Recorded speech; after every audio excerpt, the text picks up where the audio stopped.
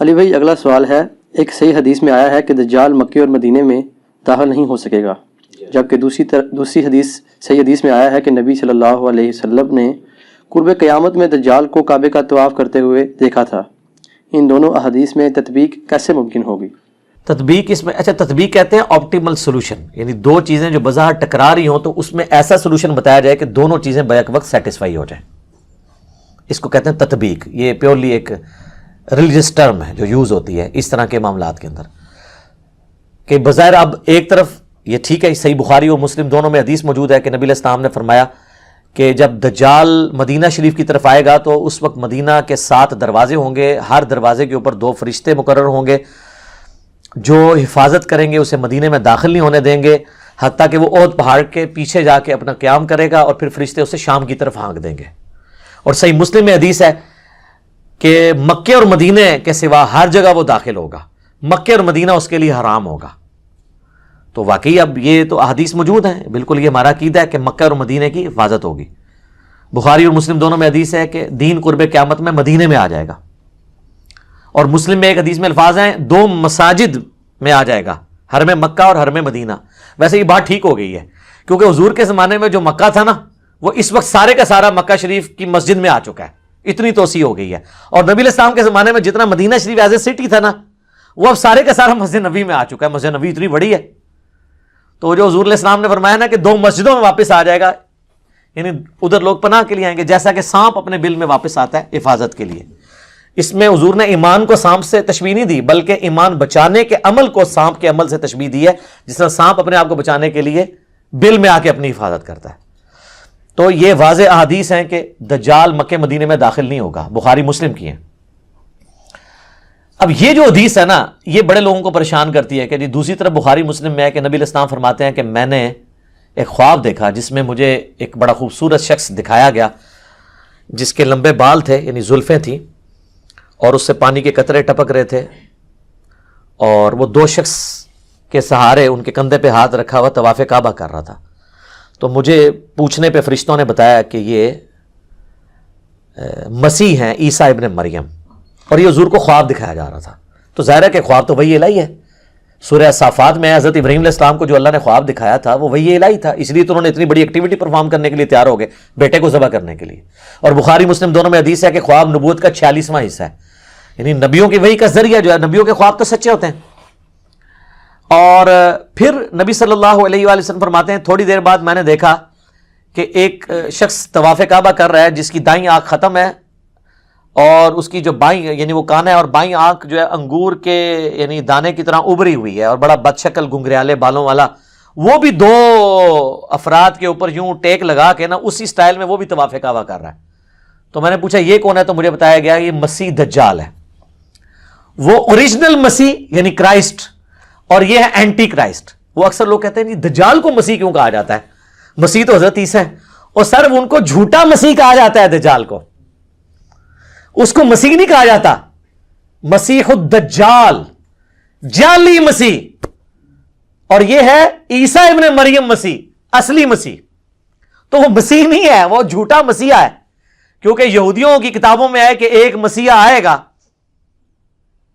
بنی اسرائیل کے اندر۔ وہ مسیحا آیا، ان کو سمجھاتا رہا، انہوں نے اس مسیحا کے قتل کے فتوے جاری کیے، اس کو اللہ نے اوپر اٹھا لیا۔ کون؟ عیسیٰ ابن مریم۔ لیکن ان کو پتہ ہی نہیں چلا۔ اب جب وہ دجال آئے گا نا، وہ کہیں گے اچھا یہ ہے ہمارا مسیحا، تو وہ دھوکہ کھا کے اس دجال کو عیسیٰ ابن مریم کی جگہ مسیح مان لیں گے اپنا۔ یہ نہیں ہے کہ وہ کوئی یہودی اللہ کے ماننے والے نہیں ہیں، ایسا نہیں ہوگا، وہ دھوکہ کھا جائیں گے، اور اللہ کا ان پہ یہ عذاب ہے کہ انہوں نے پیغمبروں کے ساتھ جو ہے وہ غداری کی ہے، تو اس کی سزا وہ بھگتیں گے۔ تو وہ نبی علیہ السلام کو بتایا گیا یہ مسیح دجال مسیح، دجل کہتے ہیں نا دھوکہ دینے والے کو، جعلی مسیح، اسی ہم انگلش میں اسے کہتے ہیں کرائسٹ، عیسیٰ ابن مریم کو اس کو کہتے ہیں اینٹی کرائسٹ۔ لیکن یہ واقعہ خواب کا ہے، خواب کا واقعہ تشبیہ کے طور پہ ہوتا ہے، ایکچول نہیں ہوتا۔ مثلا بخاری اور مسلم دونوں میں حدیث ہے، نبی علیہ السلام فرمایا میں نے خواب میں دیکھا کہ میرے ہاتھ میں 2 سونے کے کنگن ہیں، تو میں اس کی وجہ سے بڑا پریشان ہوا، پھر میں نے اس پہ پھونک ماری تو وہ غائب ہو گئے، اور اس کی تعبیر میں نے 2 جھوٹے پیغمبروں سے کی ہے، جو ظاہر ہوں گے اور وہ حضور کی زندگی میں ظاہر ہوں گے. وہ مسلمہ کذاب تھا, تو دوسرا اسود, یہ دو حضور کی زندگی میں ظاہر ہو گئے. اب حضور نے کبھی سونے کے کنگن پہنے ہیں زندگی میں, یا اس خواب کے بعد کبھی پہنے؟ لیکن خواب میں ایسی چیز دکھائی گئی جو تشبیہ کے طور پہ تھی. خواب ایک ڈپارٹمنٹ ہی الگ ہے. صحیح بخاری میں نبی علیہ السلام نے غزوہ احد سے پہلے خواب دیکھا کہ آپ کے سامنے ایک گائے ذبح ہو رہی ہے اور اتنا خون نکل رہا ہے اس کا. تو نبی علیہ السلام جو ہے نا گھبرا گئے. آپ کو پتہ چل گیا کہ میرے اصحاب اس میں شہید ہوں گے. 70 کے قریب صحابہ شہید ہوئے. مدینے کا کوئی گھر نہیں تھا جس میں میت نہ گئی ہو. تو ایک بہت بڑا لاس تھا حضور علیہ السلام کے لیے. واضح ایک فتح شکست میں بدل گئی. وہ چند تیر اندازوں کی حضور علیہ السلام کی نافرمانی کرنے کے سبب بعد میں اللہ نے معاف کر دیا. سورہ ال عمران میں پوری کمنٹری آئی.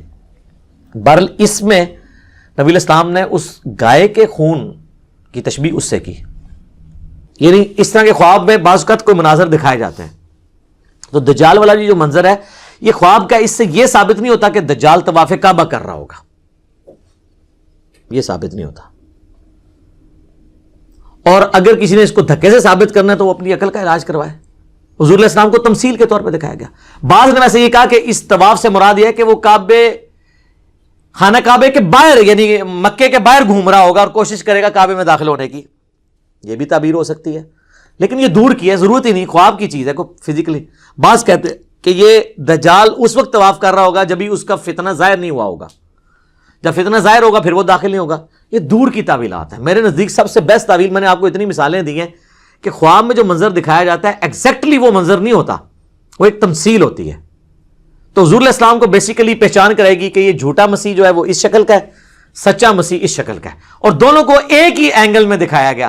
وہ بھی دو بندوں کے سہارے طواف کر رہے ہیں اور یہ بھی دو بندوں کے کندھے پہ ہاتھ رکھ کے ایگزیکٹ اسی سین میں آپ کو یہ دو چیزیں دکھائی گئی ہیں. تو لہٰذا یہ جو بعض لوگ سمجھتے ہیں کہ یہ احادیث میں تضاد ہے, تو احادیث میں تضاد موجود نہیں ہے.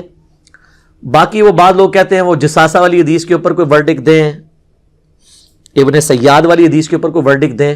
میرے بھائی دجال صرف ایک مسیح دجال ہی نہیں آنا. ابو داؤد ترمذی میں حدیث ہے کہ نبی علیہ السلام فرمایا قیامت اس وقت تک قائم نہیں ہوگی جب تک 30 جھوٹے دجال نہ پیدا ہو جائیں. تو دجال ایک سے زیادہ آنے ہیں. غلام احمد قادیانی بھی ان دجالوں میں سے ایک دجال ہے, کیونکہ اس میں ہے کہ ان میں سے ہر ایک دعویٰ کرے گا کہ میں اللہ کا پیغمبر ہوں.